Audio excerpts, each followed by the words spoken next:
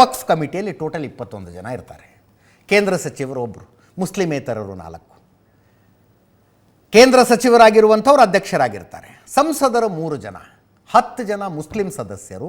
ಆ 10ರ ಪೈಕಿ 2 ಮಹಿಳೆಯರಾಗಿರಲೇಬೇಕು. ಇಲ್ಲಿ ತನಕ ವಕ್ಫ್ ಬೋರ್ಡ್ನಲ್ಲಿ ಮಹಿಳೆಯರಿಗೆ ಅವಕಾಶ ಇರಲಿಲ್ಲ. 10 ಮುಸ್ಲಿಂ ಸದಸ್ಯರ ಪೈಕಿ 2 ಮುಸ್ಲಿಂ ಮಹಿಳೆಯರಾಗಿರಲೇಬೇಕು.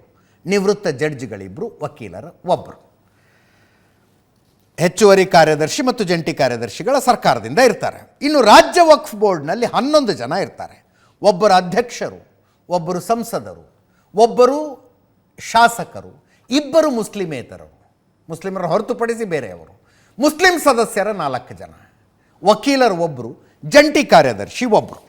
ಅಬ್ಜೆಕ್ಷನ್ ಬರ್ತಾ ಇರೋದು ವಕ್ಫ್ ಬೋರ್ಡ್ನಲ್ಲಿ ಮುಸ್ಲಿಮರು ಅಲ್ಲದೆ ಇರೋರಿಗೆ ಏನು ಕೆಲಸ ಅಂತ.